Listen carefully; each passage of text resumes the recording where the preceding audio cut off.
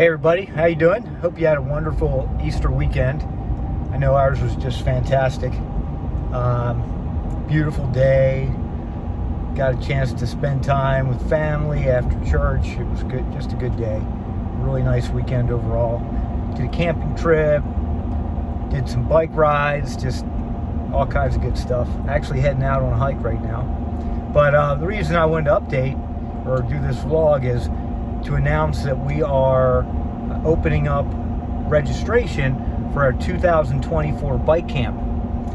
And that'll be when you see this video, most likely, or maybe the next day. Anyway, really excited about it. We had a great time this year.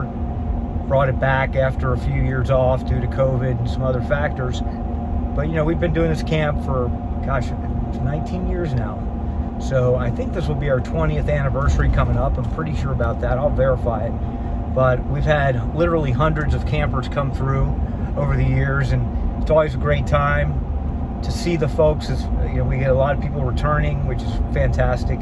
They're like old friends. And then lots of new people too that come to camp and then end up coming back as well. So really connected group. We do it at a great venue with lots of restaurants nearby, and the bike path called the Loop here in Tucson, which is great. You know, just overall really good experience. And then our support is second to none. You know, with Mike, Ride and Sag, and Spencer, and then all of our volunteers, our Ride Lead volunteers out there helping out. We can break up into different groups, and we're going to be even better at that this next year. As we have different riders of different abilities come out to these camps. We want to try to keep people together in their respective A, B, or C group. Anyway, it's just there's a place for everyone. You know, we want people to come out to the camp with riding experience.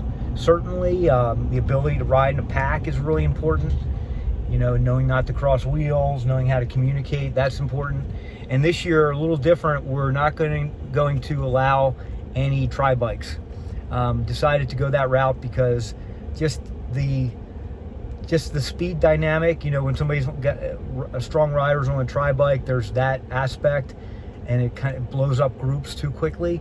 But also from a safety perspective, I think that's probably the bigger point, the safety perspective. Just want to make sure everyone's in full control of the bike with hands on their drops or near their brakes at all times. So road bike only, no tri-bikes this coming year, but I don't think most people have a problem with that, because you know, most triathletes that I know, if you're a triathlete, you're riding a road bike at times, and if you're a road cyclist or touring cyclist, you just want to come out and ride, then you've already got that road bike set up. And that's another point I want to make. You know, it is a tri-camp, so there are triathletes that come, obviously, but the bulk of our training is actually done on the road bike. We do the Loop, again, is how we access roads, but we do our best to keep the road routes really safe, and we do a nice job of that. And the riding out here, as you may know, is just fantastic. Lots of new roads, big shoulders, paths, bike paths, and so forth. So it's actually really a safe place to ride. And then, of course, with Mike out there, you're never going to get lost, never be alone. Well, if you get separated from your group, but we always have an eye on where you are, and you always have somebody out there looking out for you. So that's a really important part. And of course, the last day we do Mount Lemmon, which is just epic for anybody who's not done it in the past. Just a fantastic ride, and something you have to do. If you're a cyclist, you have to ride Mount Lemmon at least once or twice in your cycling career. No doubt about that. The other piece is the social outings. You know, we go to dinners. We sponsor a dinner one night, usually the last night, but everyone gets together for dinners and breakfast, you know, at the hotel. Some people go out on hikes together, whatever it may be. When, you know, downtime, there's plenty of downtime. We purposely schedule downtime so that people can relax and recover, but also enjoy Tucson, go out on their own and do some things if they'd like to do that on their own. Then finally, there's our lectures. Every night we have a discussion. It's either a lecture about a specific topic relative to training, or getting feedback and having like a peer experience where we all talk about best practices and our experiences in different races we've done. And it's just a really cool hour we spend at the end of each day and recapping the day and how we're feeling for the next day. So overall, just a very really cool experience. So if you're interested in camp, we're having it. It's in March of 2024, and you're going to want to reserve your spot here shortly, because we do anticipate filling up. We keep it fairly small and limited for the reason of having high quality, a high proportion of ride leads to riders, and that kind of thing. So, you know, if you want to take a shot at it and reserve your spot, go ahead and do that.